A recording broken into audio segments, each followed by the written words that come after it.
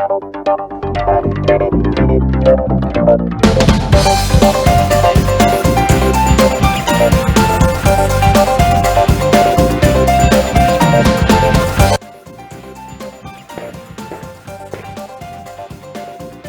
d'être au rendez-vous de l'économie sur Al24 News et bienvenue à ce Pro de l'écho spécial élection présidentielle en Algérie. Le temps est au silence électoral depuis hier à minuit. L'occasion pour nous d'aborder les enjeux économiques de cette élection, loin des programmes des candidats et de la campagne. De nombreuses thématiques ont été abordées lors de cette campagne avec des enjeux économiques persistants qui reviennent au devant de la scène et que nous allons tenter d'analyser, d'éclaircir aujourd'hui avec nos invités. Alors, qu'est-ce que nous avons d'abord vers de nouveaux indicateurs macroéconomiques?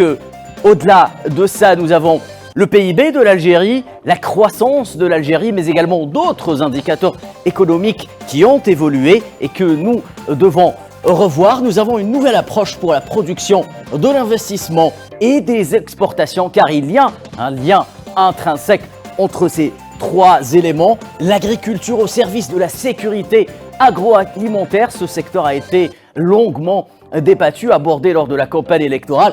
Nous aurons également le numérique au service de la mutation économique du pays, l'insertion de la diaspora algérienne dans l'économie algérienne, notamment à travers les investissements. Et nous allons voir ça. Et enfin, l'internationalisation de l'économie algérienne à travers l'adhésion de l'Algérie à un certain nombre d'organisations économiques internationales. Tout cela, nous allons le débattre avec nos invités. Comme chaque semaine, les pros de l'écho s'emparent du dossier.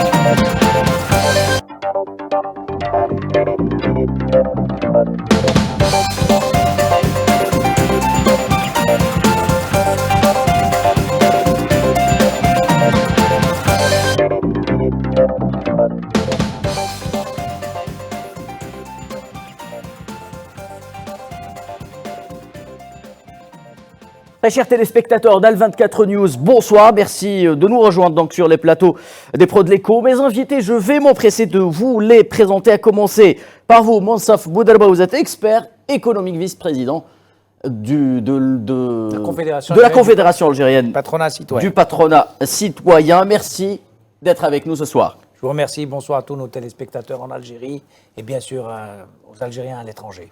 Shiraz Belsemen, vous êtes consultante en investissement. Entre autres, vous avez également roulé votre boss en matière de conseil économique en Afrique. Bonsoir et merci d'être avec nous ce soir. Bonsoir, merci pour l'invitation, ravi d'être parmi vous. Idil Sassi, vous étiez avec nous la semaine dernière. Merci de revenir. Je rappelle que vous êtes expert international en économie et en finance.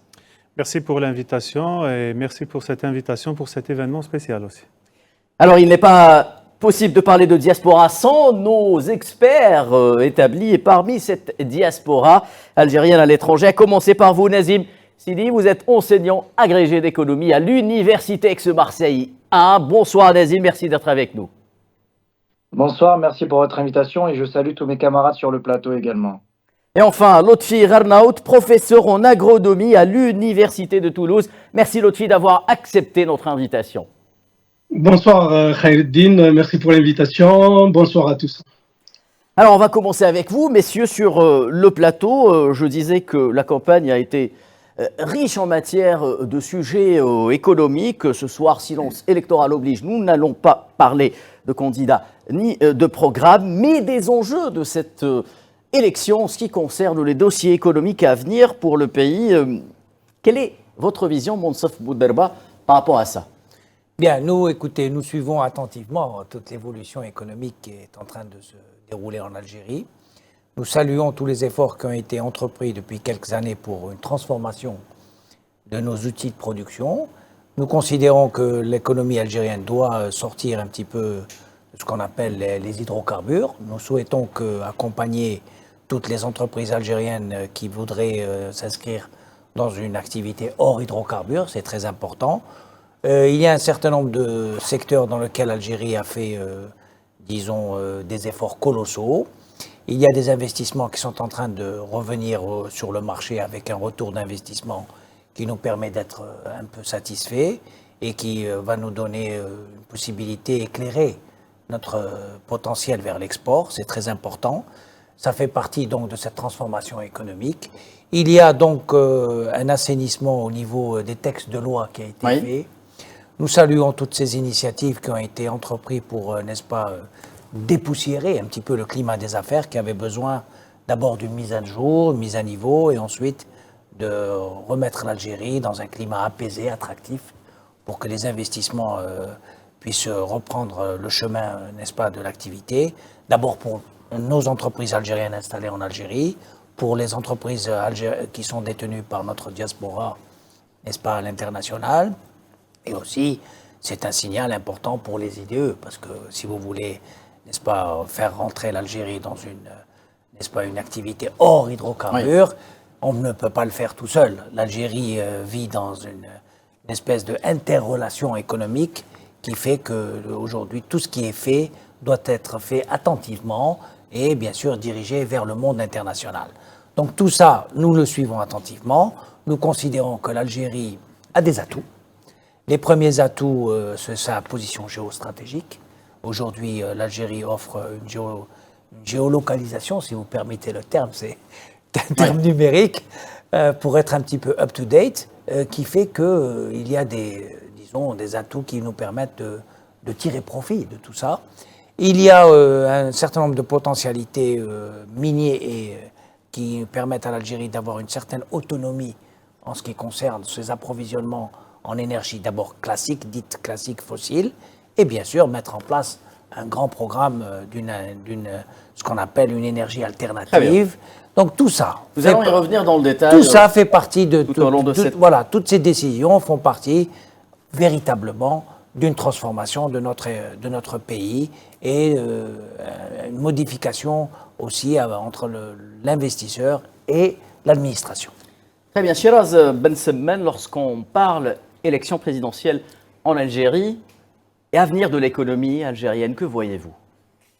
Je pense que le principal, et on a pu le voir, c'est qu'on ne s'arrête pas. Les élections sont là, c'est très bien, mais notre pays et notre développement économique va au-delà de cette date-là. Il y a beaucoup d'initiatives qui arrivent, beaucoup d'initiatives, oui, d'événements, de projets qui sont faits.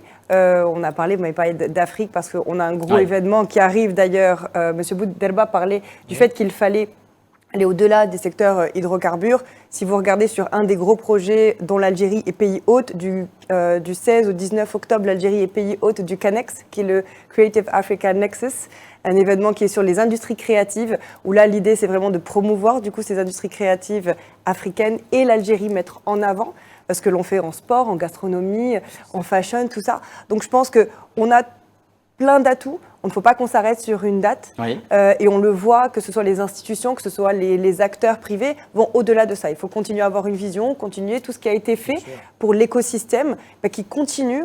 Cette date n'est qu'une date parmi d'autres, mais on doit s'assurer en tant qu'acteur public et privé de continuer pour s'assurer que tous les efforts, toute cette croissance que l'on a pu faire, toute cette autonomie qu'on a pu créer, continue pour perpétuer, pour vraiment diversifier nos économies, continuer à aller vers de l'exportation, vers de la production, vraiment solidifier tout ça.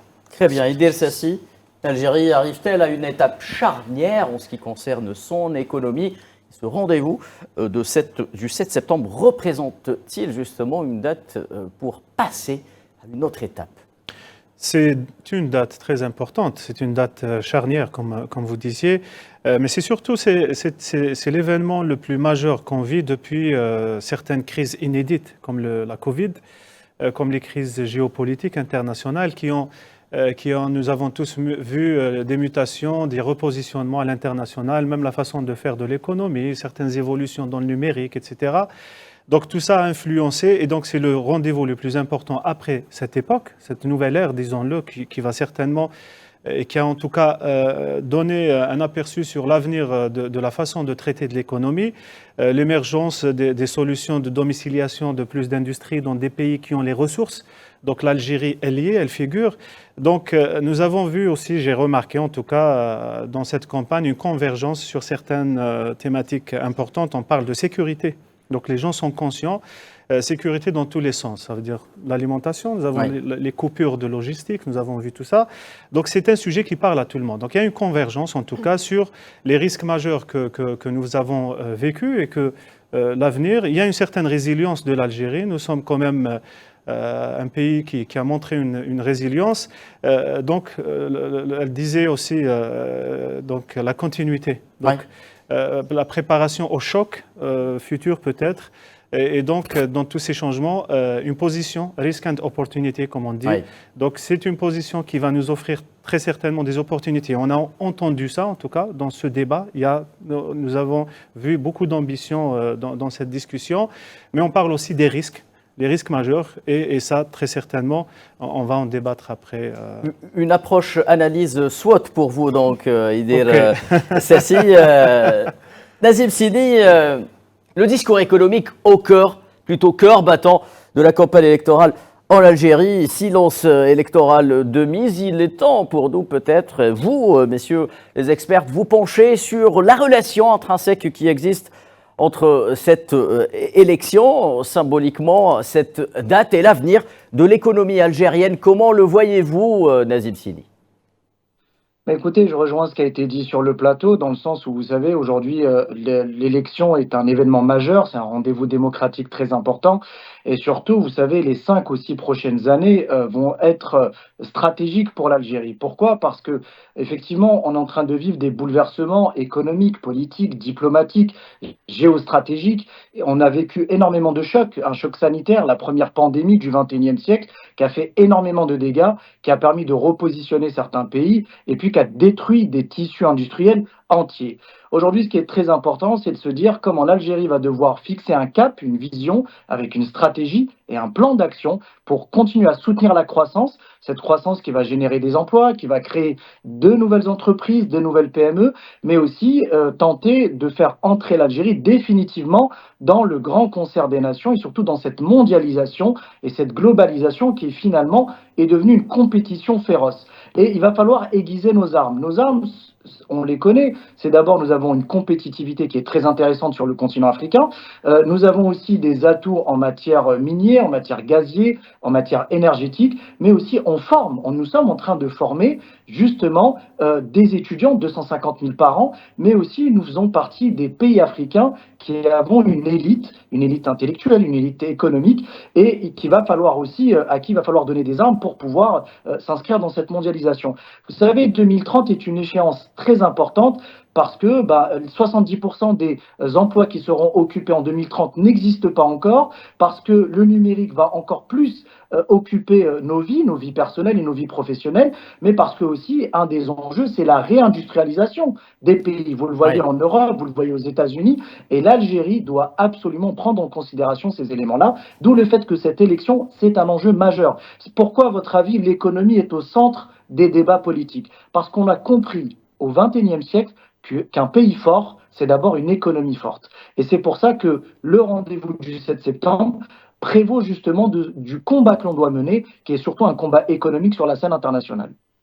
Très bien, merci Nazim Sini. Du sud-est de la France vers le sud-ouest de la France où nous attend Lotfi Arnaout. Même question pour vous, Lotfi Arnaout. Je rappelle juste que le vote a commencé pour vous, chers compatriotes de la communauté nationale à l'étranger. Depuis 2 jours, les bureaux de vote sont ouverts. Donc on parle déjà élection présidentielle chez vous, Lotfi Arnaout. Que voyez-vous lorsqu'on essaie d'établir une relation entre cette élection et l'avenir de l'économie algérienne, de votre point de vue?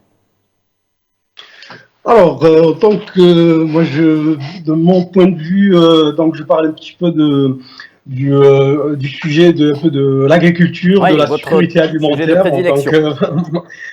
Voilà, donc c'est la sécurité alimentaire qui est au cœur du débat et au-delà c'est-à-dire du concept aussi de la sécurité alimentaire, on parle maintenant de la souveraineté alimentaire. Dont actuellement, nous assistons c'est-à-dire à la mise en route ou à la concrétisation d'une feuille de route gouvernementale ambitieuse pour le développement de ce secteur clé pour les algérienne, c'est-à-dire voilà, et le développement, c'est-à-dire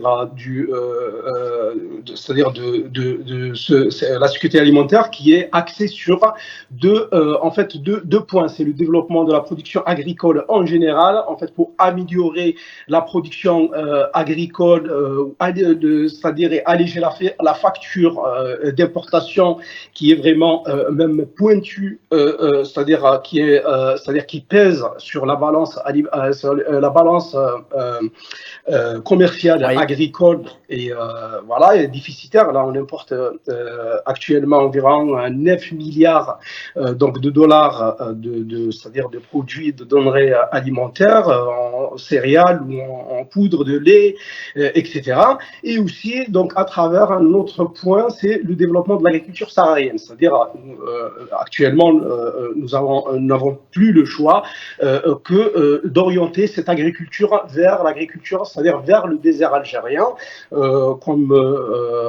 Voilà, donc c'est une option, c'est un choix qui est actuellement, c'est-à-dire fait de l'étendue des terres au niveau du Sahara algérien, oui. et aussi c'est-à-dire la disponibilité des terres, la disponibilité des eaux souterraines, ainsi que c'est-à-dire d'autres facteurs de production. Et c'est-à-dire nous sommes, c'est-à-dire nous assistons actuellement aussi à une dynamique, c'est-à-dire d'investissement, de partenariat avec l'étranger. Là, par exemple, concernant la filière lait, avec, oui.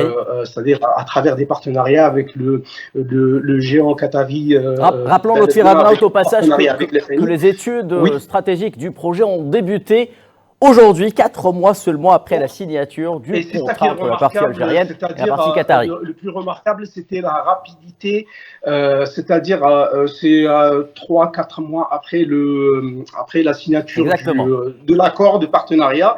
Et c'est ça qui est remarquable et qui montre aussi la volonté réelle c'est-à-dire de booster ce secteur qui reste un secteur, c'est-à-dire très important, qui concerne directement la filière lait et aussi la filière viande à travers, c'est-à-dire l'approvisionnement. Oui.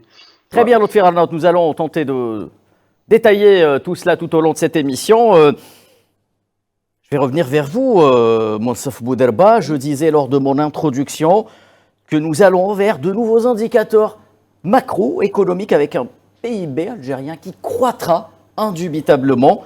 Nous devons faire attention à nos dépenses tout en essayant d'accroître et de diversifier nos sources de revenus, une équation qui est désormais à la portée de l'Algérie. Comment y parvenir ? Bien, écoutez, l'économie, c'est une course contre la montre. Tout d'abord, quand vous avez fait le bilan, et je pense que depuis quelques années, tout le monde est d'accord ce soir, y compris nos amis de la diaspora, on fait des bilans exhaustifs sur l'état des lieux. Oui. Bien, en Algérie, nous avons des secteurs qui sont en train de se réveiller, comme l'agroalimentaire avec le problème de la sécurité alimentaire qui est posé. Donc maintenant, le dossier est pris en charge. Je pense que le gouvernement algérien a compris l'enjeu stratégique d'avoir une sécurité alimentaire pour sa population. C'est très important. Donc ça, c'est déjà un volet qui a été pris en charge totalement. Et c'est très important pour le reste parce que nous avons quelques réussites, quelques champions dans l'industrie, dans lequel aussi il faudra apporter des correctifs et des correctifs qui permettent à cette industrie d'émerger encore plus. Oui. Alors, nous avons des champions dans, par exemple, le ciment, nous avons des champions dans le fer aujourd'hui, nous avons des champions dans la céramique, nous avons une surproduction intéressante qui nous permet aujourd'hui des chiffres qui permettent à l'Algérie de se transformer dans ces 3 secteurs en une activité excédentaire qui va tout de suite nous amener vers l'exportation. Donc là, il y a une réflexion à faire avec les autorités du gouvernement algérien pour avoir une stratégie intelligente, rapide, c'est-à-dire, je reviens au terme de la course contre la montre. Je rappelle juste que Sonelgaz nous a pris un peu de cours de cette semaine. Oui, Sonelgaz oui. qui réalise sa première opération d'exportation de bornes électriques destinées Oui, absolument. aux véhicules électriques. Attends, c'est pour ça, vous savez, l'Europe, vers le marché européen. Oui, il y a un know-how en Algérie qui nous permet aujourd'hui, vous savez, en Europe, qu'est-ce qui se passe? Laissez-moi vous dire ce soir. Rapidement, s'il vous plaît. Oui, nous allons quand même faire une révélation un peu intéressante depuis que, comme a souligné notre ami Idir, le problème du Covid, et il y a aussi le problème de la pollution. Oui. Donc les problèmes environnementaux qui existent en Europe et aux États-Unis, et en particulier dans certains pays asiatiques, nous font réfléchir à nous, à l'Algérie, de, disons, tirer profit de ça pour pouvoir capter, n'est-ce pas, ces investissements et ce qu'on appelle une relocalisation de l'activité industrielle. Je pense que l'Algérie, en ce qui concerne le fer, le ciment, la céramique et tous les produits qui sont utilisés aujourd'hui pour la construction, ont leur place en Algérie parce que nous avons le gisement qui nous indique que toutes ces richesses sont réunies sur le territoire et le sous-sol algérien. Donc maintenant, à nous de nous organiser de telle manière à d'abord booster ces champions, Il y a également une carte imbattable, c'est celle des prix de l'énergie pour les industriels. C'est ça. Très, très, très compétitif. Et puis nous avons une énergie qui est l'énergie du gaz qui nous permet aujourd'hui de rentrer justement dans ce qu'on appelle les critères de pollution, anti-pollution. Parce que le gaz, ça reste quand même une énergie propre. Donc à nous de nous internationaliser, de nous mettre au diapason pour pouvoir avoir toutes les accréditations, n'est-ce pas, qui vont nous permettre de rentrer dans ces marchés compétitifs et un peu rigoureux sur le plan, n'est-ce pas, de l'environnement, prendre ses places. Je pense que le know-how algérien va nous permettre d'atteindre ces objectifs très rapidement. Très bien, merci Monsof Bouderba. Chez Ras Ben Semen, il y a aussi un secteur qui émerge en Algérie, qui fait parler de lui, c'est celui du numérique. Il vous tient à cœur, nombreuses, immenses sont les opportunités qu'il recèle et qu'il offre aux nombreux jeunes que détient l'Algérie. Donc nous avons deux parties d'une équation qui devrait, dans l'avenir, sourire à l'Algérie, le secteur du numérique et les jeunes Algériens. Je pense qu'en plus de ça, il ne faut pas faire de dichotomie, même ce que disait là M. Bouderba par rapport aux différents secteurs, tout est vraiment interlié. On parle de diversification, on parle de numérique, et je pense que ce qui est bien, c'est qu'on voit que maintenant, quand on parle de numérique, c'est pas juste on va digitaliser, on va juste utiliser Internet, on va juste utiliser l'ordinateur, mais vraiment aller plutôt dans la partie innovation et voir. Et il l'a très bien dit, on parle de questions d'environnement, on essaye de voir quels sont les, je veux dire, l'a dit aussi M. Sassi et même Nazim, quels sont les enjeux, les chocs qu'on va avoir, il faut se préparer, quels sont les challenges qu'on va avoir, ce qui va faire que les jeunes, à travers le numérique, à travers les différentes innovations, comment on va pouvoir répondre à ces problématiques futures et s'assurer à ce moment-là de créer de nouvelles entreprises qui vont créer aussi de nouveaux emplois, qui vont permettre à l'Algérie de pas seulement aller sur des secteurs, on dira traditionnels, mais vraiment capitaliser, exactement, et capitaliser sur ces innovations qui sont d'ailleurs, vous l'avez dit, il faut aller, c'est une question de temps, c'est une question de rapidité, c'est vraiment ne pas perdre le fil, vraiment prendre le train et être vraiment au-delà. On a vu récemment Algeria Venture a envoyé des groupes de start-up dans des écosystèmes. Algérien, dépendant du ministère des start-up. Exactement, a envoyé, il y a un groupe qui est parti en Corée du Sud, aux États-Unis, donc dans des écosystèmes qui sont très innovateurs, qui vont sur la numérique, qui poussent les start-up pour apprendre, pour voir comment ça se fait à l'étranger, comment on peut, nous, avec nos forces, quels sont nos avantages compétitifs. Avec des Algériens, je rappelle, qui ont été primés, notamment en Corée du Sud. Tout à fait. Donc, on voit qu'il y a une volonté, qu'il y a un accompagnement, un encadrement donc, au niveau du gouvernement, au niveau des institutions, et que l'on permet petit à petit vraiment à tous ces jeunes qui ont ces idées, ces innovations, à vraiment utiliser toutes ces nouvelles technologies et être réellement alignés avec les problématiques futures pour que maintenant les solutions soient adapté. C'est pas juste créer pour créer, mais on sait quels sont nos challenges. Vous parlez de Sonelgaz, donc pareil, mais on parlait d'agriculture. la même chose, on a des entreprises algériennes, des startups qui vont sur l'agritech, qui permettent de répondre à des problématiques existentielles aujourd'hui, des questions par exemple de gestion de l'eau.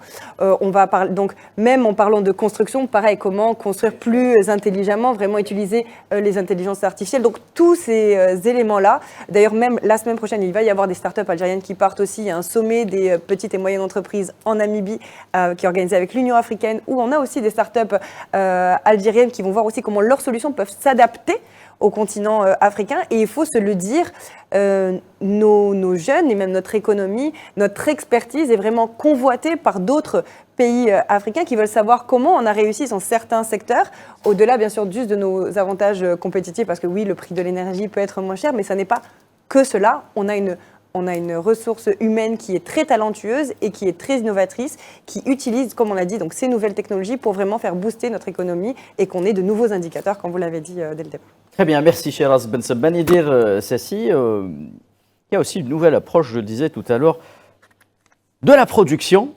nationale, de l'investissement et des exportations. 3 thématiques qui sont reliées entre elles. Pour cela, il faudra impérativement de la création de richesses. Exactement.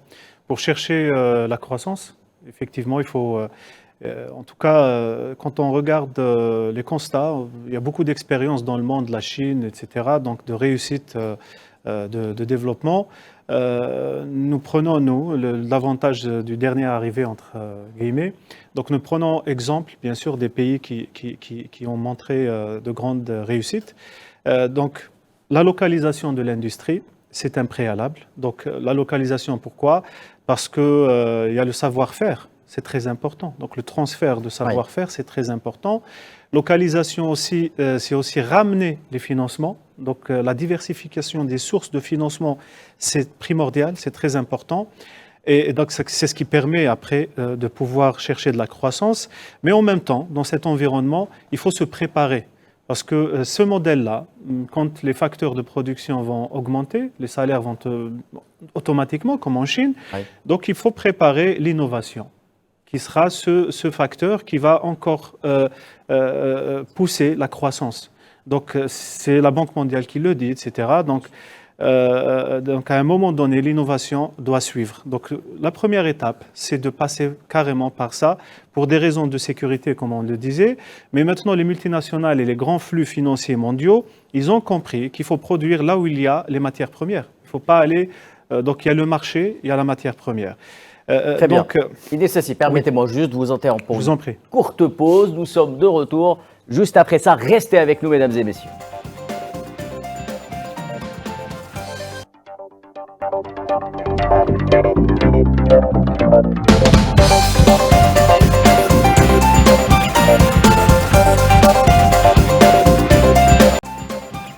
De retour sur le plateau des pros de l'écho où nous parlons avenir de l'économie algérienne dans le cadre de cette date, ce rendez-vous important qui attend l'Algérie et les Algériens le 7 septembre avec cette élection présidentielle qui nous tend les bras. Idriss Sassi, vous aviez la parole. Nous parlions de cette nouvelle approche algérienne dédiée à la production, l'investissement et les exportations hors hydrocarbures notamment.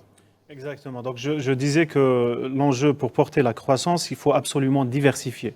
Cette diversification, c'est de produire, bien sûr, parce qu'on dépend de l'industrie extractive, mais aussi chercher les sources de financement diversifiées. C'est très important.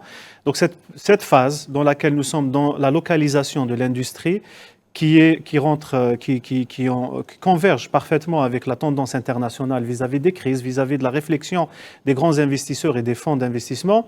Donc c'est de localiser là où il y a la matière première. Il y a le marché, il y a la matière première. Nous sommes dans une position de hub. Ouais. L'Algérie est un déversoir, c'est automatique. Donc ça, c'est la partie opportunité. Je disais aussi, pour l'innovation, il faut penser à commencer dès maintenant à installer, à permettre une diversification aussi des sources de financement, parce que ça apporte aussi un savoir-faire, mais c'est aussi le facteur qui va plus tard porter la croissance. Parce que lorsqu'il y aura essoufflement, c'est le constat de plusieurs, donc le PIB va baisser C'est une étape qu'on va atteindre parce que les salaires vont augmenter, les facteurs de production, etc. Donc, c'est ce secteur qui peut après pousser plus la croissance. Ça, d'une part. Un autre, donc là, je parle d'opportunité, d'accord, mais je vois aussi le risque. Le risque, c'est qu'il faut penser tout de suite à ce que le pays qui a la logistique pour devenir un hub énergétique, nous sommes le premier exportateur de gaz par pipe, donc ça c'est un constat, c'est un fait. L'Inde est un grand exportateur d'énergie, mais il ne produit pas. Donc l'Inde, il parle avec tout le monde, c'est le hub, d'accord? Il achète. Exactement, il le fait. Nous allons très certainement devenir un hub et nous sommes en train de le devenir avec le pipe qui va partir au Nigeria, etc.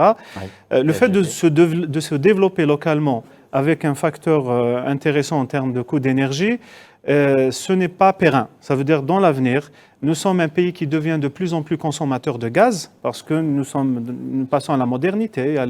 Nous sommes à 100% d'électrification aujourd'hui. C'est extraordinaire. Donc, d'où quand on fait un petit peu la comparaison avec un pays comme le Nigeria qui a plus de 200 millions d'habitants et on l'a déclassé cette année, entre parenthèses, donc qui sont à 60% d'électrification, c'est des chiffres très intéressants. Mais il y a un coût derrière. Donc, il faut penser tout de suite aux problématiques des coûts de l'énergie. Un jour, ce coût, il faut le réfléchir, mais il faut penser aussi à diversifier. Donc, les énergies renouvelables, peut-être d'autres sources, la réflexion peut être poussée au nucléaire ou autre chose. Donc, devenir un hub, il faut être capable d'avoir ses propres moyens, de les localiser, mais aussi de pouvoir exporter. Et donc, c'est de cette façon, la diversification de l'économie et surtout réfléchir aux sources de financement. Il y a l'annonce par rapport aux BRICS de l'adhésion. Donc, c'est une forme aussi d'une opportunité de financement futur, très certainement. Et donc, tout ça, il faut une vision très certainement pour l'industrie algérienne. Un hub, c'est quoi un hub pour l'industrie? C'est la machine, l'outil qui est local. On parle du toll manufacturing, on a la machine, on ramène les marques pour fabriquer. Notre ami parlait du ciment. C'est se mettre au centre des chaînes de valeur. Exactement. Il parlait des industries polluantes. Le clinker algérien, le ciment, il est devenu exportable parce qu'il y a une évolution en Europe. Nous sommes bénéficiaires.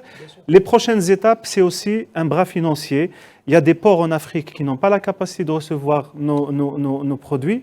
Pourquoi pas aller investir? Exactement. Pourquoi pas avoir les grands lacs en Afrique? C'est un grand projet. Il y a beaucoup de ciment qui va être consommé là-bas. Ça, c'est le rôle du secteur privé auquel il faudra donner plus de confiance, justement, et de moyens pour qu'il puisse dépasser les frontières du pays et aller notamment en Afrique. Nazim Sini, même question pour vous. Alors, cette approche en faveur de la production pour l'investissement et les exportations, comment la voyez-vous durant les 5 prochaines années? Comment cette élection peut-elle permettre au pays de tirer pleinement profit de ses capacités en la matière?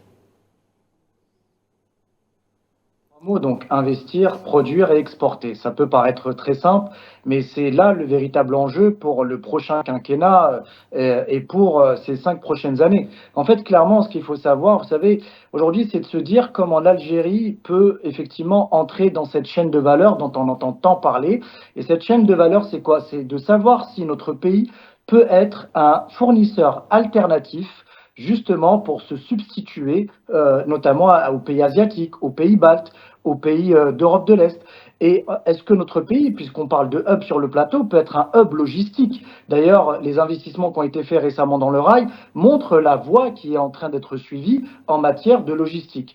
Mais aussi, il va falloir augmenter non pas notre production industrielle dans les biens, mais aussi notre production tertiaire par PIB nominal. Je prends l'exemple de pays comme la Turquie, comme le Mexique ou comme l'Indonésie, où ils ont une part de tertiaire qui est très importante. Et puis pensez aux industries de demain. Il faut que notre pays puisse investir dans les industries de demain que sont l'aéronautique, l'industrie pharmaceutique, l'industrie ferroviaire, la robotique, l'intelligence artificielle, l'industrie spatiale avec les satellites. Donc vous voyez, il faut commencer déjà à avoir une vision non pas que pour les 5 prochaines années, mais aussi pour la prochaine décennie. Et c'est en cela que cette élection revêt un caractère majeur. Parce que les autres pays aussi sont dans cette compétition mondiale, les autres pays évoluent, et il va falloir nous aussi chercher notre place. Donc encore une fois, c'est pour ça que je vous parlais que le monde s'est transformé en un immense champ de bataille économique et technologique. Et il va falloir aussi miser énormément sur l'enseignement supérieur, mais aussi la formation professionnelle. Oui. Parce qu'il va falloir former notre capital humain, également diversifier nos sources de financement, vous l'avez dit sur le plateau, mon ami Edir l'a dit, et il ne faut pas aussi avoir des sujets tabous, notamment l'endettement. Vous savez, l'endettement, j'ai tendance à dire, c'est comme le cholestérol, il y a le bon et le mauvais. Donc, si on peut chercher de nouvelles formes de financement, à travers la finance islamique, à travers d'autres, de l'ingénierie financière, il va falloir accompagner et justement irriguer notre économie justement de ces nouveaux financements, doubler le nombre de PME, créer des zones franches, créer des ETI justement qui sont capables d'aller à l'export. Donc il y a tout un chantier et plusieurs chantiers à ouvrir pour les 5 prochaines années. Mais ce que je peux vous dire concrètement, c'est que notre pays est vraiment à la croisée des chemins. Donc il y a 5 ans qui s'ouvrent à nous pour positionner l'Algérie comme étant justement une véritable puissance régionale dans le bassin méditerranéen, qui est notre zone naturelle, mais aussi en Afrique. Merci Nazim Sini. Même question, allez Monsef Boudelba, je sais que ce sujet vous tient non, à moi cœur. je rejoins ce que viennent de dire M. Sini et M. Edir. Oui. Sassi. Vous savez, le commerce international ou l'international, il a des règles. Les règles sont bien établies déjà et la concurrence, elle est vraiment féroce. Donc l'accompagnement financier doit se faire intelligemment. Comme a dit M. Sini, il y a des opérations qui doivent être montées en Afrique avec un accompagnement financier et n'ayons pas peur de s'endetter intelligemment parce que effectivement, il y a ce qu'on appelle le crédit qui existe dans tous les pays du monde. Et aujourd'hui, l'Algérie, elle a une chance. Faire appel aux bailleurs de fonds qui sont oui, aujourd'hui là, travailler avec l'Algérie dans une approche win-win, on peut dire ça. La banque, je parle sous le contrôle d'un banquier, ne prête qu'aux riches. Oui. Soyons clairs. Donc revenons aux choses sérieuses.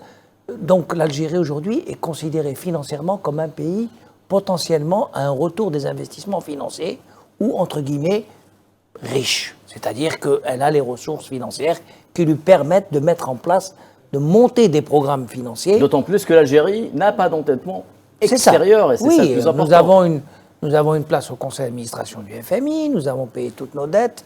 L'Algérie, c'est vrai que les besoins de la population augmentent. L'Algérie a un devoir politique social envers sa population à travers l'école, la santé, etc.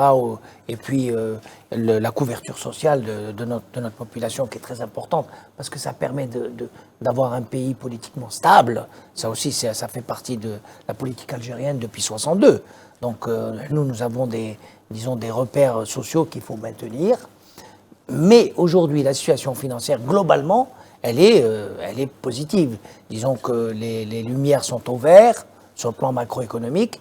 Donc mettre en place une politique financière d'exportation de notre savoir-faire, de notre production industrielle et de notre commerce peut se faire intelligemment avec une politique de la Banque centrale rénovée, si vous permettez ce soir. J'adresse un message à nos amis de la Banque centrale pour se mettre un petit peu à travailler dans ce sens pour accompagner tous les opérateurs économiques algériens qui ont la volonté et qui croient en l'exportation de notre industrie ou de notre savoir-faire ou comme a dit Madame Bensemen, de tout ce qui est agro-business. Aujourd'hui, c'est une fierté. Malgré que nous n'avons pas maîtrisé la sécurité alimentaire à 100%, il y a en Algérie une activité de transformation agricole qui nous permet d'annoncer des chiffres avec beaucoup de fierté et qui nous permet surtout d'aller en Afrique aisément, tranquillement, avec des produits aux normes internationales, avec un savoir-faire aux normes internationales, avec des coûts, comme a souligné M. Idir, c'est très important, la maîtrise des coûts. Nous l'avons puisque nous avons une énergie abordable et maîtrisable à l'avenir. Donc il faut y aller intelligemment. Gagner de l'argent, ce n'est pas une honte. Faire du business, ça fait partie des normes que je vous ai dit, des règles du commerce international. Il faut gagner de l'argent, il faut y aller main dans la main, privé et public, ne pas faire de distinction. Oui. Aujourd'hui, le code des investissements, le nouveau code est clair là-dessus. Donc allons-y main dans la main et revenons avec des beaux projets. Très bien. Shiraz Bensemen, la diaspora, je le disais, algérienne, un peu partout dans le monde, aura un rôle désormais à jouer dans la politique économique du pays à l'avenir. Comment voyez-vous justement l'approche, l'apport que pourra apporter la diaspora algérienne, que l'Algérie justement appelle de tous ses voeux à venir investir sans tabou au pays dans des secteurs qui lui tendent les bras aujourd'hui? Alors je pense que, même moi en tant que diaspora, vu que Oui. je suis partie à l'étranger et que je suis revenue en Algérie, je pense que dans tous les cas, en tant qu'Algérien, peu importe où l'on est, nous sommes ambassadeurs de notre pays, nous sommes ambassadeurs des potentialités du pays et nous avons tous acquis une expertise et une expérience. Quand on est à l'étranger, on va pouvoir, d'ailleurs, des fois on a un peu la tête dans le guidon quand on est en Algérie et on peut peut-être louper des opportunités.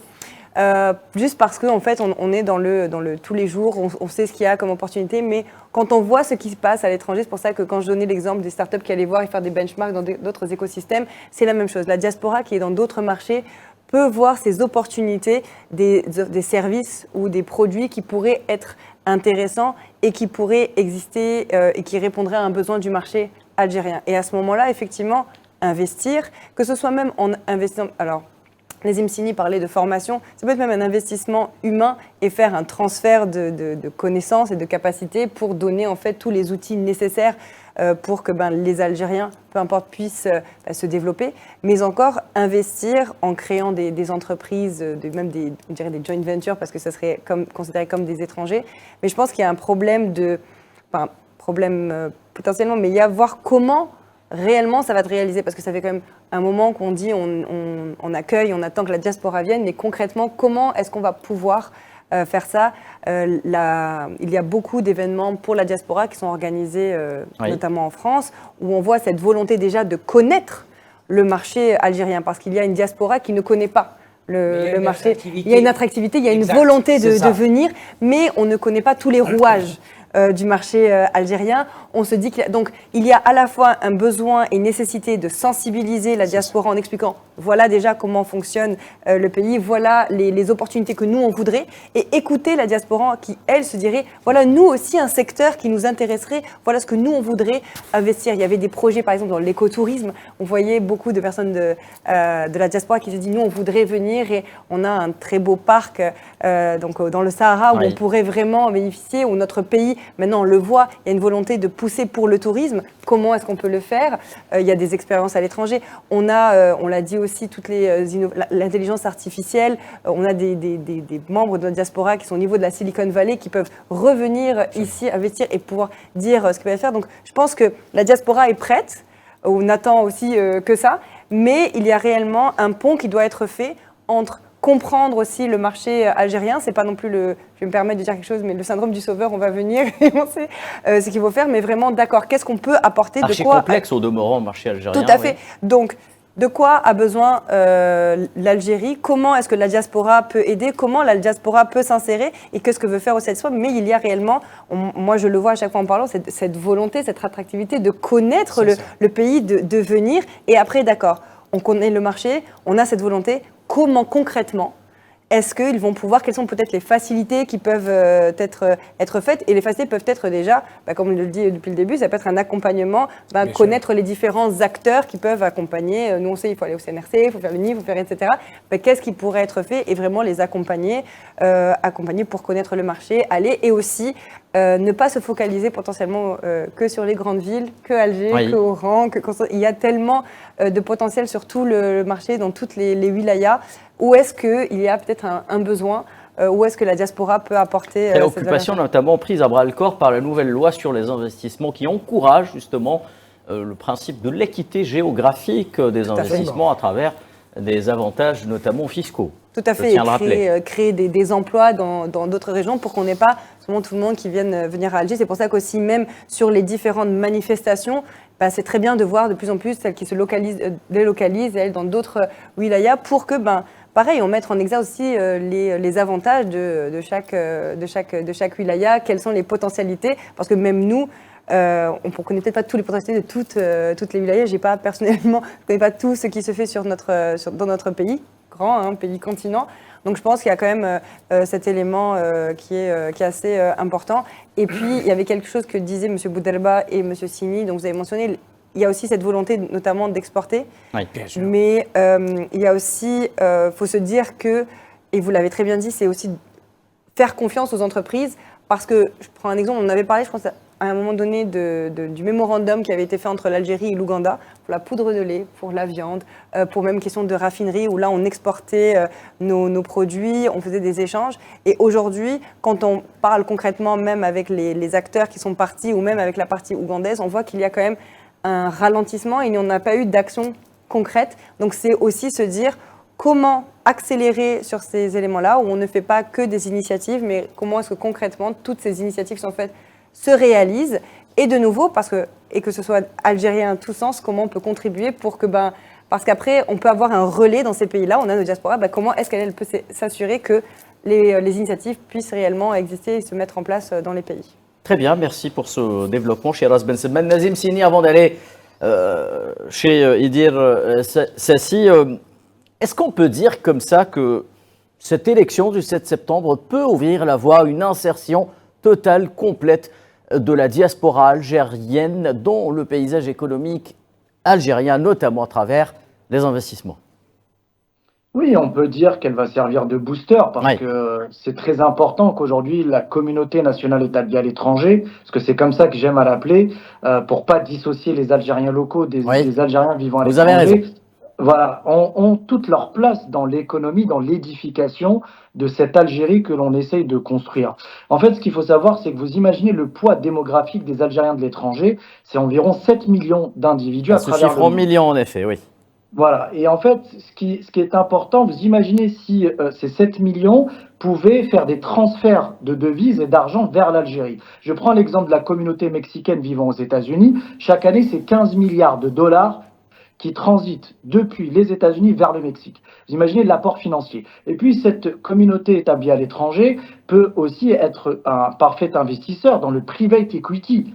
N'oubliez pas aussi qu'elle a grandi dans des marchés, dans des économies de marché à tendance libérale. Donc, elle a un mindset, une culture entrepreneuriale, également des réflexes qui peuvent venir s'insérer parfaitement et venir en totale synergie avec les initiatives locales. Et c'est pour ça que ce que disait mon ami Shiraz, c'est totalement vrai, elle a raison, et je m'inscris dans ses propos, c'est qu'aujourd'hui, il y a une passerelle qui est en train d'être érigée, et non pas des murs, entre les Algériens de l'étranger et les Algériens locaux dans la création de projets communs, dans la possibilité d'attaquer des marchés africains à travers des projets communs. Et c'est pour ça qu'il faut inciter cette communauté nationale à revenir au pays pour faire bénéficier d'abord de son expérience, mais aussi de se confronter aux réalités du terrain. Parce que je peux vous dire, vous savez, c'est comme la conduite, je vais faire un parallèle, si vous savez conduire en Algérie, vous pouvez conduire n'importe où dans le monde. Donc pour moi, c'est exactement la même chose. Si vous arrivez à entreprendre faites quand même attention en Angleterre et aux pays anglo-saxons. Exactement. C'est-à-dire que si vous arrivez à entreprendre en Algérie, vous pouvez entreprendre partout dans le monde.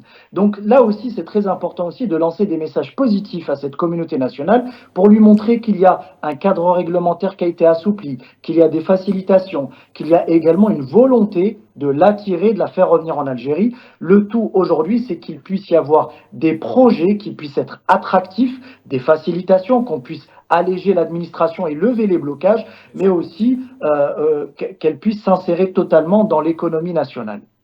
Merci Nazim Sini. Il est temps pour nous de parler d'internationalisation avec vous, Idir Sassi, de l'économie algérienne. Vous avez fait référence tantôt à cette bonne nouvelle que nous avons eue cette semaine et cette adhésion de l'Algérie à la Banque des BRICS. Quelle perspective cela pourra ouvrir à l'Algérie? Je ne parle pas uniquement de l'adhésion d'Algérie à la Banque des BRICS, mais à cet élan d'internationaliser l'économie algérienne, notamment à travers l'adhésion à un certain nombre d'organisations internationales, comme celle de Shanghai, par exemple. Alors, c'est une très très bonne nouvelle, très certainement. Maintenant, l'Algérie a, depuis toujours, elle est membre de la BAD, de plusieurs organismes, donc il y a le multilatéral, le bilatéral. Et donc, c'est une très très bonne nouvelle parce que ça permet de réfléchir après sur cette question de diversification de sources de financement et ça donnera au pays la latitude, en tout cas, de choisir vis-à-vis des risques potentiels géopolitiques, etc., où se positionner. Et puis, toute nouvelle création, en tout cas, il faut l'observer où l'objectif de cette création, où il va. Maintenant, nous parlons du bras financier des BRICS. Oui. Ça reste une opportunité. Au-delà du groupe des BRICS, la réflexion très certainement où ce groupe veut aller dans l'avenir, pour ne pas rentrer dans les détails, le temps le dira en tout cas pour un pays. Je considère que l'Algérie étant un pays non aligné, c'est une très très bonne nouvelle pour les investisseurs potentiels.